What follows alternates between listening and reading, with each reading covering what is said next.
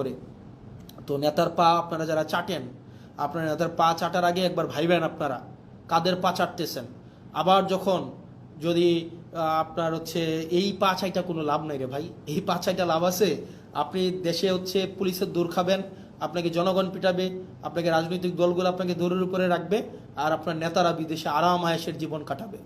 আপনি হচ্ছেন এদিকে হচ্ছে বুড়িগঙ্গার তীরে হচ্ছে জীবনযাপন করবেন, 200 টাকা ভাড়ায় বাসায় থাকবেন অন্ধকার গরমের মধ্যে, আর আপনার নেতা ট্যাম্পসের মধ্যে অথবা দুবাইয়ের হচ্ছে নদীর মধ্যে ইয়ট নিয়ে ঘুরে ঘুরে বেড়াবে এবং সেখানে হচ্ছে উনি জন্মদিন পালন করবে। তো এই বিষয়গুলো একটু মাথায় রাখেন যে কার পিছনে যাচ্ছেন এবং হচ্ছে কাদের জন্য রাজনীতি করছেন। আর আপনারা যারা অনেকে আছেন নেতার পা চাটেন, নেতার পিছনে পিছনে নেতার পা চেটে জীবনটাকে ধ্বংস করে দিচ্ছেন। এই এখন নেতার পা চাটতেছেন, কিছুদিন পরে নেতার ছেলের পা চাটতে হবে। এখন পা চাটতেছেন নেতার পা চেটে কোনো লাভ হয় নাই, এরপরে চাটবেন নেতার ছেলে সবসময় নেতাই হবে।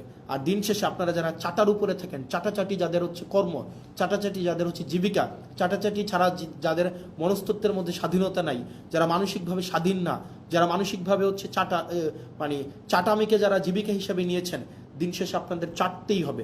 এখন কিছু